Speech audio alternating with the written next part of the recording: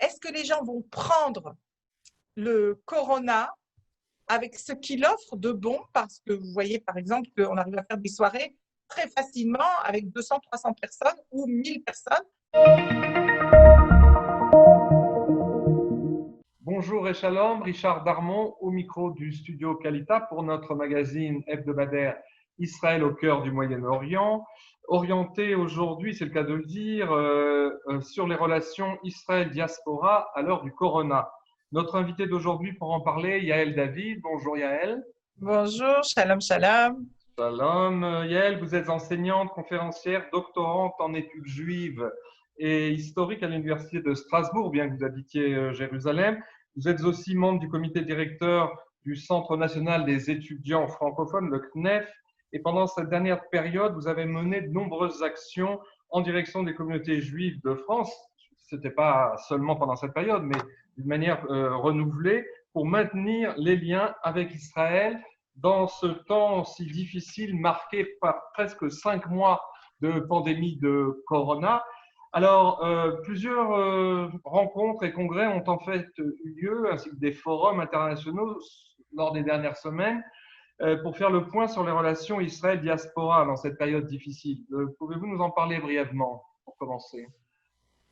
Oui, alors bon, d'abord, c'est pas nouveau, hein. Ça veut dire juste que même les relations Israël-diaspora, sous le couvert du corona, mais c'est des relations qui ont toujours existé, le corona a proposé même de nouvelles relations. On va rentrer un peu dans les détails. Il y a eu notamment il y a eu un congrès international organisé par Zoom avec des intervenants du monde entier. Et d'habitude, c'est le genre de rencontre qu'on peut faire physiquement et tout le monde vient en Israël ou on part tous à New York ou je ne sais pas où. Mais là, c'était par Zoom et on était tous branchés au même cadran horaire. Et pendant 4 heures, vous pouvez trouver ça encore sur YouTube, sur Internet, on a toutes ces conférences qui étaient très intenses, qui ont révélé vraiment une union et un besoin d'être ensemble dans des moments où justement on peut pas se tenir la main. Et comment ça s'appelait cette rencontre Zoom? Exactement. Il faut chercher Makor Rishon l'a organisé. Si vous le cherchez D'accord. sur YouTube, vous allez trouver Makor C'est ça, Rishon. d'accord, Richard. Ouais, Makor Rishon, c'est le journal, mais parce que c'est le seul journal en Israël qui possède un journaliste qui s'occupe du peuple juif. Ils Voilà, ont spécialiste dans des le affaires de journal Makor diaspora. Rishon, voilà, c'est plein qui s'occupe des affaires de diaspora. Voilà. Vous m'aviez dit aussi, au Après, titre, oui, des oui, rencontres à la alors Knesset, c'est plus ça? précisément, d'abord, on a eu un changement de gouvernement. Enfin, on a eu enfin un gouvernement. Donc, on a aussi une ministre de la diaspora et on a eu dernièrement des réunions très intenses à la Knesset pour faire avancer le dossier qui est un dossier qui est toujours repoussé par des bonnes raisons de l'AIA des Juifs de France. Et le corona a révélé des vrais problèmes au sein de la communauté avec une vraie envie de venir sans pouvoir le faire. Et on ne pourra pas continuer à faire de l'alias Zoom, ça va pas marcher. Alors justement, à ce propos, je voulais vous demander, bien que il semble bien que la France et sa communauté juive ont été au cœur de toutes ces réflexions et aussi reste un sujet de réflexion à la fois pour raviver les liens généraux avec Israël, mais aussi, comme vous le dites, pour battre dans cette nouvelle situation les cartes de l'ALIA vers Israël de manière renouvelée. Alors, c'est un paradoxe de parler d'ALIA alors qu'il est encore si difficile pour les Juifs de France, ne serait-ce que de prendre un avion pour arriver en Israël. Absolument. On s'est trouvé en plein corona dans des situations euh,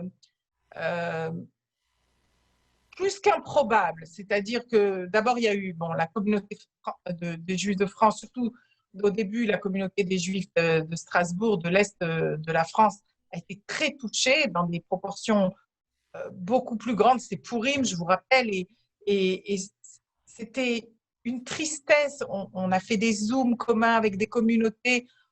Quand les synagogues ont fermé, les rabbins ont ouvert des zooms pour faire la prière. Nous y avons participé aussi. Et de voir tous ces gens dire Kaddish, faire des ascarotes par Zoom pour des. Et moi, je me suis retrouvée à aider 3 personnes à venir faire un trafic de corps en quittant la France, passant par la Belgique, des avions qui arrivaient qu'avec des corps, des gens qui ont été enterrés ici alors que la famille ne pouvait pas venir, qui est restée en France. Une situation tragique. On a, je parle maintenant au niveau des jeunes, on a des jeunes qui sont rentrés en France pour les fêtes de Pessah. Ils ont eu le temps juste après Pourim de partir. Ils sont restés avec les malheurs de la communauté et de leur famille. Il y a une partie qui est restée en Israël et ils ont vécu ça de loin. C'est terrible. Pour ces jeunes qui étaient là, d'entendre qu'ils ont un oncle qui est parti, tout d'un coup d'être appelé à venir à l'aéroport parce que l'oncle a pu enfin arriver et qu'on a le droit qu'à 8 personnes ou 10 personnes participer à un enterrement, c'est des situations incroyables. Et malheureusement, l'attachement des Juifs à Israël, on la connaît par le décès, mais enfin, Israël a quand même d'autres choses à proposer. Et beaucoup de gens dont les enfants vivent ici, ou la famille, des enfants qui devaient se marier, qui ne se sont pas mariés ou qui sont mariés sans les parents, des enfants qui ont eu des naissances. Ma voisine a accouché, elle a fait la brit mila, on ne pouvait même pas faire réunir du monde, elle a fait sur la terrasse de l'immeuble. Et les parents en Zoom, des choses, c'est le premier bébé, ils n'ont pas pu voyager, la fille, elle était perdue, tu peux même pas aller avec quelqu'un à l'hôpital. Des situations très difficiles, familiales, tout bêtement. Et donc, les gens ont dit, la prochaine fois, ça ne se passera pas comme ça. Si les Israéliens Alors vont rentrer en justement, Israël, on sera Israéliens.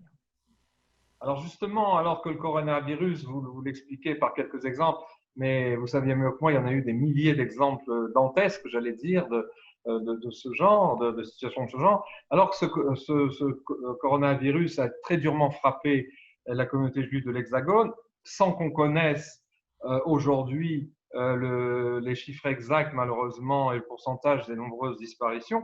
Comment, d'après vous, cette communauté très altérée par la pandémie, va-t-elle pouvoir se réveiller en quelque sorte et reprendre ses activités normales, notamment en ce qui concerne justement les projets d'Alia, déjà très présents et persistants d'une partie non négligeable des Juifs de France envers et malgré le Covid-19. Est-ce que c'est le moment de partir justement?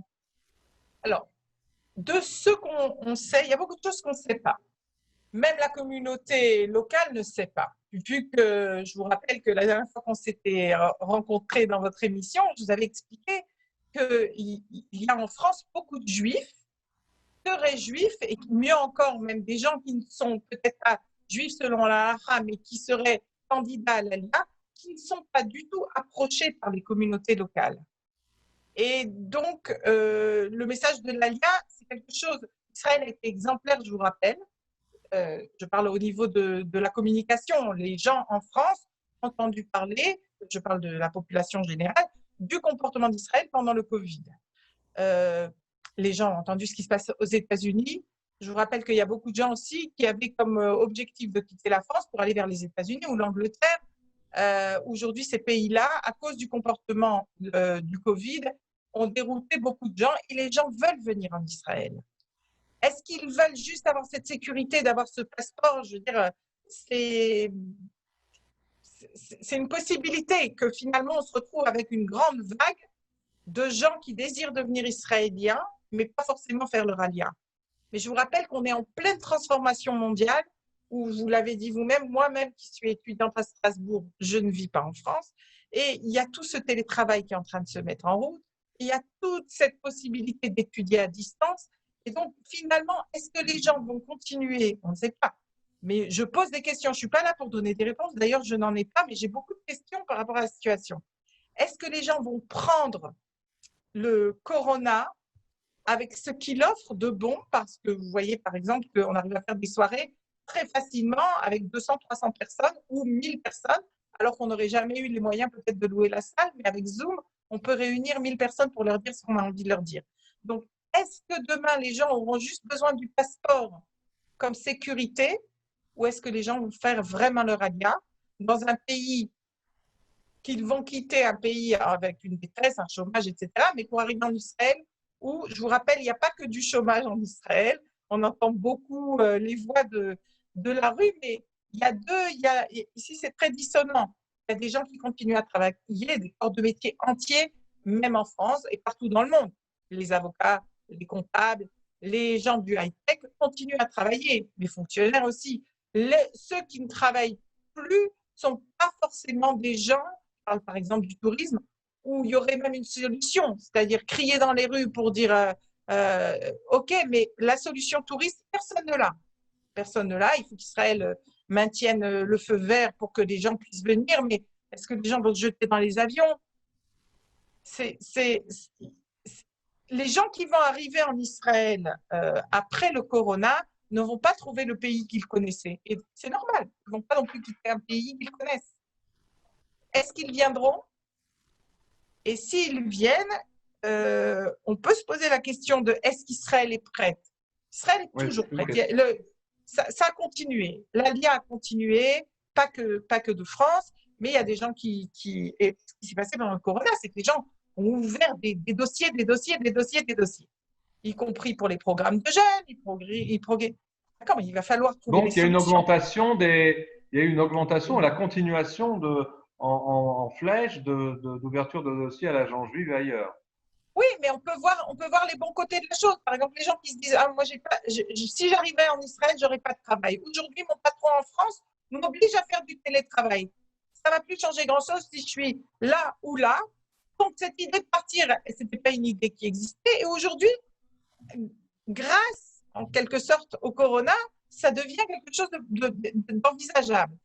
Et à l'inverse, il y a des métiers où il y a déjà assez de chômage et on ne pourra pas. Déjà, ici en Israël, on propose aux gens des formations pour qu'ils aillent voir ailleurs parce que leur métier, pour l'instant, ne donne pas Voilà. Mais si vous permettez, revenons à cette séquence assez étonnante et pertinente, en même temps que passionnante, concernant cette envie d'avoir le passeport israélien, pas forcément pour venir tout de suite s'installer dans un pays. Est-ce que, pour voir les choses de manière un peu plus profonde, au niveau des relations Israël-diaspora et des mentalités d'aujourd'hui, notamment des mentalités qui prévalent en France, est-ce que ce désir n'est pas lié, selon vous, au sentiment, je dirais, terrible d'impuissance éprouvé à la mi-mars, dans les premiers jours du corona, lorsque des tas de juifs de France qui disaient en cas de coup dur qui arrive en France, que ce soit politique ou autre, je prends un avion et j'arrive en Israël. Et tout d'un coup, des milliers de gens ont ressenti que non, c'était pas comme ça. Israël a fermé ses frontières, il n'y avait pas de circulation aérienne. Et tout d'un coup, les gens qui pensaient vivre dans un monde seulement virtuel où toutes les distances se franchissent en quelques heures et en quelques secondes peut-être, eh bien, ils se sont rendus compte que ils étaient loin d'Israël, ils étaient coupés, ils ont ressenti l'exil de manière beaucoup plus amère. Une situation inédite. Et je pense que on a affaire quand même, quand on parle de la communauté juive de France, c'est quand même une communauté très, très proche d'Israël. Soit parce que les gens ont de la famille, soit parce qu'ils comprennent leurs prières, et le rapport du peuple avec la terre d'Israël est évident.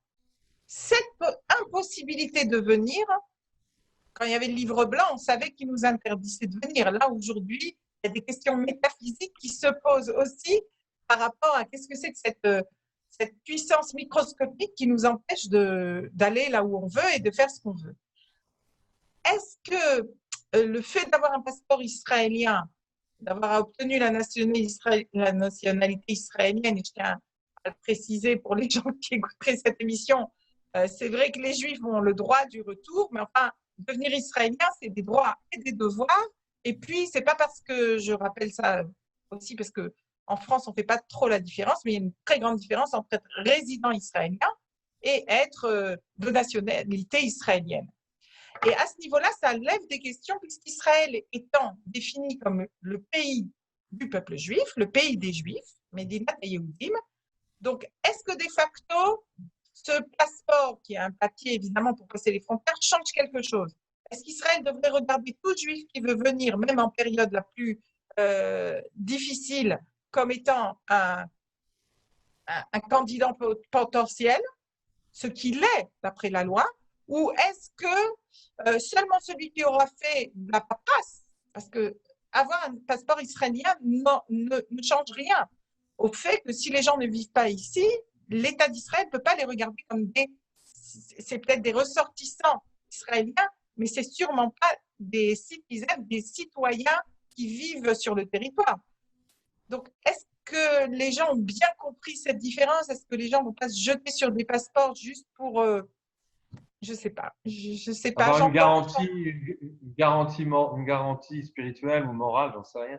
Mais dites-moi, Yael, dans le tableau que nous dressons, nous parlons de la France, mais vous m'aviez dit, lorsqu'on a eu nos précisions préalables, que par contre, en ce qui concerne la communauté juive américaine, on parle d'une alia évidemment beaucoup plus nombreuse et plus massive et qui pourrait se faire de manière imminente. Alors pourquoi cette différence? Il y a aussi beaucoup de dossiers qui s'ouvrent, mais avec tout d'un coup une sorte de peut-être de peur panique aux États-Unis, ce qui risque aussi de changer la donne.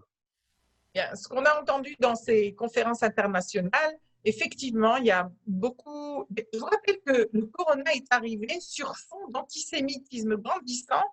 Justement, si vous vous rappelez, en janvier, février, on parlait de la montée de l'antisémitisme aux États-Unis, de la xénophobie. Mais bon, je ne parle pas maintenant du problème qu'ils ont eu aussi avec l'assassinat de ce jeune noir, mais je parle vraiment contre les Juifs. Il y avait une vraie montée de la haine des Juifs, pas que aux États-Unis, mais aussi beaucoup.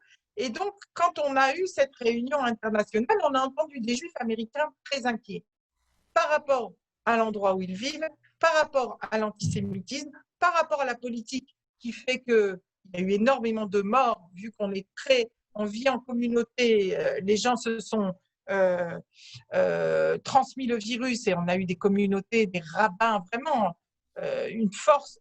C'est passé par le haut, c'est-à-dire que le corona ne lui fait pas de différence. Et quand les rabbins, les chefs de communauté tombent, toute la communauté est à… Et alors, Israël a toujours été pour les Américains une solution quand il y avait des problèmes médicaux. Parce que l'assurance médicale coûte très cher aux États-Unis. Et donc, il y a beaucoup de gens qui, s'ils avaient la double nationalité, malheureusement, quand ils étaient malades, décidaient de venir en Israël pour se faire soigner ici, ce qui leur coûtait beaucoup moins cher que de se faire soigner là-bas. Et étant donné qu'on parle maintenant d'une pandémie, et on ne parle pas simplement d'antisémitisme, les raisons qui peuvent pousser aussi des gens à choisir Israël, c'est aussi à cause de la médecine et du coût de la médecine. Donc, en France, c'est tellement pris en charge que cette question, elle se pose autrement en France. Mais en tout cas, aux États-Unis, c'est clair qu'on va avoir une très grande alia. Et là, je crois, d'après ce que j'ai compris de ces dernières réunions, y compris en écoutant la nouvelle ministre qui encourage l'alia, bien entendu, au niveau du nombre, fatalement, il y aura plus d'Américains que de Juifs qui viendront. Et donc, Ouais. la petite porte qui s'était ouverte, qui disait, OK, maintenant, ça fait des années que le ministère de l'Absorption, évidemment, était aux mains des Russes, mais il y avait une très grande alia de Russie.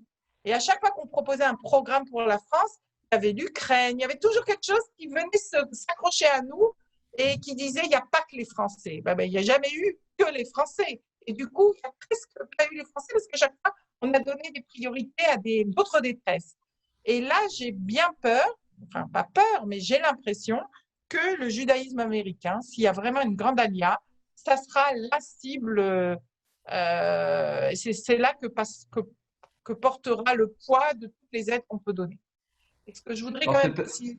Oui, oui. allez-y. Non, vas-y. C'est peut-être pour ça que Bougie Herzog, dans cette même conférence, je crois, de Makor Rishon, a ressorti le chiffre qu'il a toujours présenté depuis le début de la crise du Corona en disant qu'il fallait que l'État d'Israël se prépare à une vague d'Alia dans les prochains mois ou dans l'année à partir de maintenant, l'année en cours, qui pourrait atteindre 150 000 immigrants. Alors ce chiffre vous paraît-il plausible, eu égard au fait que le vivier américain, évidemment, est 10 fois plus large que le vivier français comme potentiel d'Alia?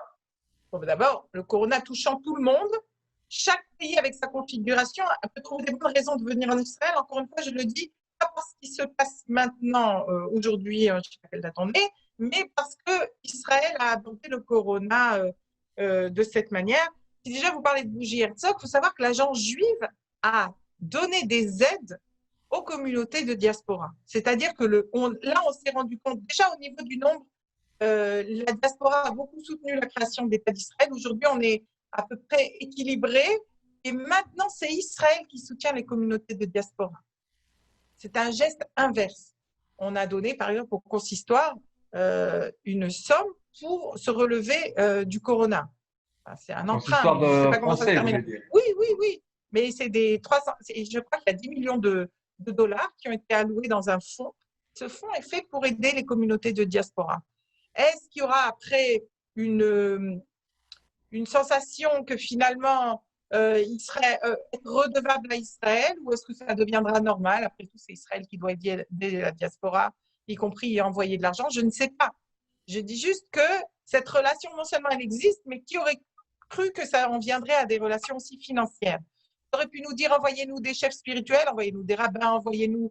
Non, envoyez-nous de l'argent.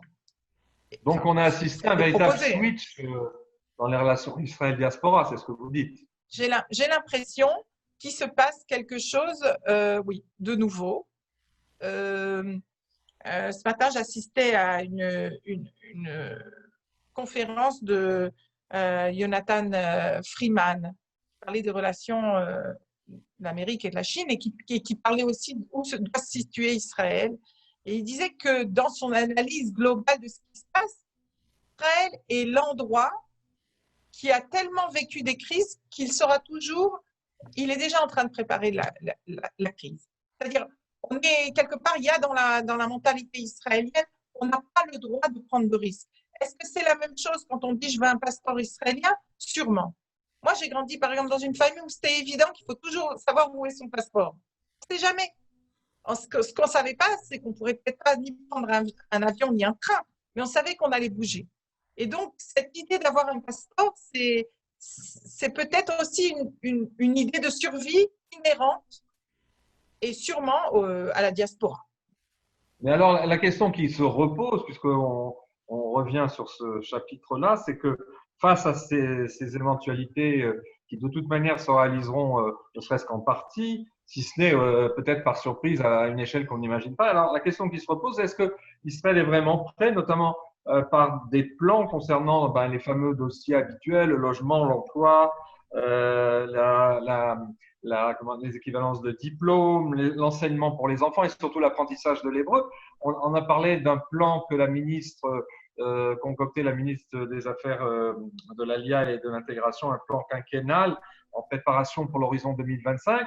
Alors, on est heureux de l'apprendre, mais on a des raisons comment dirais-je, de poser cette question parce que les plans précédents, notamment pour l'Alia de France, qui ont été concoctés au moment des pics de l'ALIA en 2016 et 2017, ces plans ont été proposés, ils étaient sur le bureau du gouvernement, mais ils n'ont jamais été budgétisés, ils ne se sont jamais concrétisés. Alors, est-ce qu'on est prêt? Est-ce qu'on a les moyens d'être prêt? Alors, d'abord, dire qu'ils ne se sont pas concrétisés, ce n'est pas juste. Ils ont été juste après, à la dernière minute, par d'autres urgences. C'est-à-dire, l'Alliance de France, a priori, peut toujours attendre. Ce n'est pas une priorité. Elle fait partie de l'ALIA. Tout le monde a envie de voir des Juifs de France arriver ici. Mais quand on demande des budgets, alors maintenant, il faut essayer de comprendre cette mentalité. C'est-à-dire, ici, c'est un peuple, je parle en Israël, on a donc un gouvernement qui s'inquiète du peuple juif, qui est aussi intéressé par l'absorption des Juifs du monde entier. Ça fait partie des fondements même de l'État d'Israël d'accueillir l'Alia. Il y a pour ça un organisme qui s'appelle l'Agence juive. Il faut savoir qu'en Israël, il y a plein d'associations. Je ne sais pas pourquoi on est comme ça. On a fait notre Alia, moi ça fait 36 ans que je suis là. J'ai encore envie de voir des gens qui sont restés en France venir. Je me suis occupée un peu de l'Alia des Éthiopiens quand j'étais jeune, etc. Aujourd'hui, je me dis, si je peux encore aider, c'est les Juifs de France. Pourquoi on est comme ça? Je ne peux pas vous l'expliquer. Mais du coup, il y a plein d'associations. Ces associations, elles, ont besoin d'aide, de soutien pour pouvoir faire le travail. Et le travail est un travail de terrain. Donc, de toute façon, le travail, par exemple, je prends le dossier du logement. Ça fait longtemps qu'on dit au gouvernement, écoutez, c'était bien les Merkazé Klika, si on pouvait refaire cette solution. Ce n'est pas la solution pour tous les Juifs de France, mais c'est une solution pour une bonne partie, je pense, des Juifs qui voudraient faire leur alia, d'être dans un centre d'absorption pendant 1 an, apprendre l'hébreu, rencontrer d'autres familles dans les mêmes situations, et après tenter de voler leurs propres ailes. C'est quelque chose qui s'est mis en place maintenant. On va revoir des Merkazé Klika avec des Français. L'hébreu, ça s'apprend déjà depuis la France, surtout qu'on ne peut pas voyager. Donc, faire un ulpan aujourd'hui, c'est pas compliqué, même quand on est en France. Celui qui pense qu'il va être citoyen israélien sans connaître l'hébreu, il va être malheureux. Alors nous, les associations, on prend les dossiers, on les traduit, etc. On donne des cannes. Mais qui c'est qui a envie de marcher avec des béquilles? Personne. A priori, les gens devraient avoir envie d'être libres et indépendants. Et la langue, c'est primordial. La langue, ça aidera au système scolaire. On aura moins peur parce qu'on comprendra ce qui se passe. Aujourd'hui, on donne un enfant au système scolaire israélien, on a l'impression que c'est tellement différent au niveau des horaires, au niveau de la manière de se comporter. Les parents sont perdus, mais ils ne peuvent même pas demander l'explication, ils ne comprendront pas ce qu'on leur dira. Donc, la langue est primordiale. Est-ce qu'on va trouver du travail? Tout le monde sait qu'on vient en période de corona. J'ai entendu des chiffres la semaine dernière à la Knesset qui ne m'ont pas du tout inquiété. Je me suis étonnée que ça soit inquiétant, en rappelant que 60% des Juifs de France viendraient sans qualification. Et alors? Et alors? Il n'y a pas que des avocats et des médecins. Et si quelqu'un est plombier, il n'y a pas de travail pendant le corona? Au contraire, les gens qui sont manuels, OK, on nous a interdit d'aller nous faire couper les cheveux, c'était Pessah, c'était l'Akba Omer, et puis à un moment, on nous a ouvert de nouveau les salons de coiffure. OK, peut-être qu'il a un diplôme ou pas de diplôme, mais il y a plein de métiers. Les gens qui viennent de France et qui veulent travailler, ils trouveront, comme les Israéliens, où travailler. Il y a un manque, évidemment. Les fonctionnaires, on ne peut pas comparer le système de la France avec Israël. Personne n'attend de fonctionnaires ici. Mais les gens qui veulent travailler devraient pouvoir s'en sortir. Pour ça, il faut faire un super switch dans sa tête. Alors, avant-dernière question, puisque le temps passe, que c'est imparti.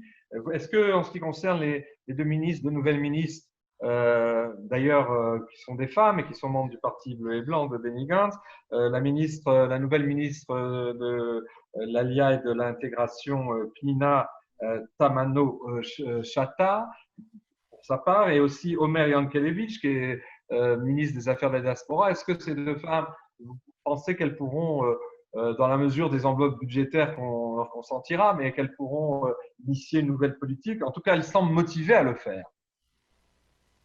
Je suis certaine que, d'abord, on va parler peut-être de la ministre de l'Alia et de la Clita. Quelle que soit sa couleur politique, elle est elle-même issue de ce monde de l'Alia, puisqu'elle est d'origine éthiopienne. Et le fait que quelqu'un comprenne par son entourage, par les choses les plus triviales, quelles peuvent être les difficultés d'un immigrant, c'est déjà une bonne nouvelle. La ministre de la diaspora, le ministère de la diaspora est un petit ministère, mais qui a des beaux projets. Et maintenant, c'est ce que je dis, il y a des opportunités. Avant, pour aller, quelquefois on était déçus, vous-même Richard et moi on l'a fait, on est allé en France, quelquefois on allait dans des salles où il y avait 400 personnes, quelquefois on était dans des salles où il y avait 20 personnes en province. Aujourd'hui, la même conférence qu'on faisait à l'époque où on était jeunes, on peut la faire aujourd'hui en Zoom et avoir 400-500 personnes. Et donc, si le ministère de la Diaspora a envie de faire entendre la voix d'Israël dans les communautés, il ne tient qu'aux gens de prendre ou pas leur souris et de se brancher et d'écouter encore et encore ce que peut-être on dit de moins en moins en France. C'est sûr qu'aujourd'hui, la communauté est très touchée, on ne peut même pas aller à la synagogue. Une oraison funèbre, on peut plus. Le rabbin, moi j'ai entendu j'ai vu des rabbins pleurer, le rabbin de Levallois, le rabbin Lelouch, on a été très très en contact pendant le corona. J'ai assisté à ces prières de Minha et ces larmes pendant le Kaddish pour dire Kaddish à des familles. On ne pouvait plus réunir les gens, il y avait des morts. C'est une vraie tragédie. Et les communautés, quand elles vont se retrouver, ça sera très difficile à penser. Mais il faut évidemment dans ce moment clé que Israël ait préparé sa présence et soit très présent, comme vous le suggérez, pas seulement au niveau officiel, mais au niveau des associations qui maintiennent le vrai lien de terrain. Et vous avez une grande expérience de cela. En conclusion, j'évoque sur votre suggestion la paracha de cette semaine, la paracha Ekev, où Moshe, avez-vous écrit, nous a donné en quelque sorte à chacun le permis comme un permis de conduire, le permis d'entrer en Eretz Israël, mais il nous incombe, et ce serait peut-être là le sens de votre réflexion, il nous incombe à nous ou à ceux qui sont en possession de ce permis et qui comprennent les données, mais qui restent encore en France, eh ben, de passer de la théorie aux actes en venant justement s'installer en Israël. C'est un peu la réflexion que vous avez ouverte sur la paracha. Oui, on a la chance d'être dans le livre de Devarim. Et Moshe, lui, ne va pas rentrer en Israël. Ça a été notre prof d'auto-école, il nous a appris toute la théorie, toute la Torah. Il était à côté de nous pour nous reprendre à chaque fois qu'on a eu des actes qui nous mettaient même en danger. Il nous a protégés. C'était vraiment notre prof d'auto-école. Et puis là, on est dans le livre de Devarim, il va nous quitter et il nous donne encore toutes les mises en garde. Parce qu'à partir du moment où tu as le petit papier rose, ce n'est qu'une permission. Le droit de vivre en Eretz Israël est une mitzvah, mais le seul moyen d'y résider, d'y rester, c'est uniquement si on respecte ce qui a marqué dans la Torah. Et la Torah est très claire. Si vous ne respectez pas, on le dit dans le schéma, on sait aussi ce qui va se passer. Et l'exil est la résultante du non-respect du code de la route.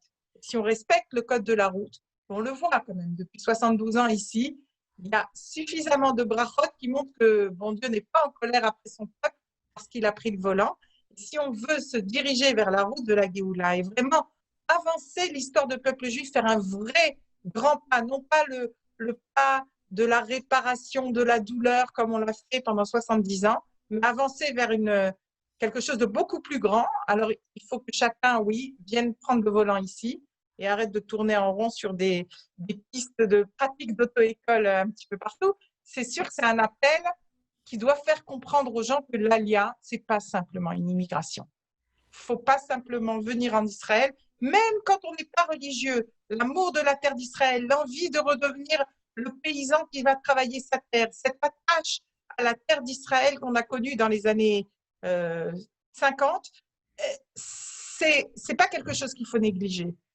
Chacun qui viendra aujourd'hui viendra avec son agenda, mais s'il vient juste pour émigrer, comme on nous le propose tous les jours sur nos téléphones, de prendre un passeport portugais, il n'y a rien à comparer.